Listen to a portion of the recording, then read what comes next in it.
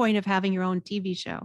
Like, how did that You know, develop? I had a fairly long career doing movies, movies for television and some True. feature Yes. film. Yes.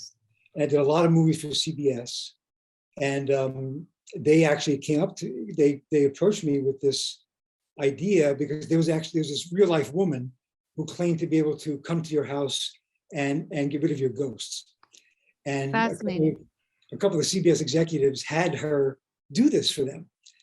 And they were really impressed by it. And of course, their thought was like, wow, it's just a series. And so they called me and said, you know, you have any interest in doing a series at all? We'd love you to meet this woman. And at that time, I loved doing movies. Didn't really want to do TV, but or TV series.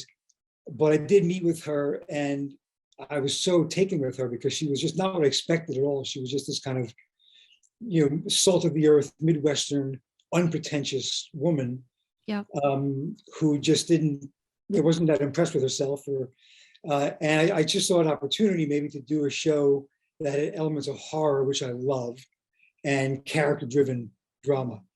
And you know, it just seemed to be one of those kind of things that it connected with the audience, and you know, we ended up going for 5 years. Yes. No, I remember all of them.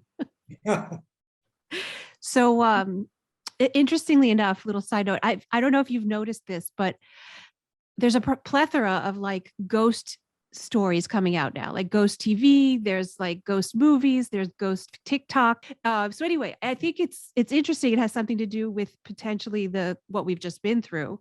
I wonder, like, sociologically, psychologically, if it's kind of a way of dealing with a mass death event, if you will. But anyway, I thought it was fascinating, and it made me think of the Ghost Whisperer because you were there first. Well, you know, we often wondered if, you know, Ghost Whisperer happened about 5 years after 9/11. Interesting. And we thought that's one of the reasons why, you know, people were sort of longing for the thought or the hope that, you know, there's more somehow. Exactly. That's totally my thought too. That we're seeing the same thing now with all this, you know, so many preventable deaths that we've had from this. Yes, preventable, and also like the manner, you know, where family wasn't there and there wasn't a lot of resolution. There weren't funerals.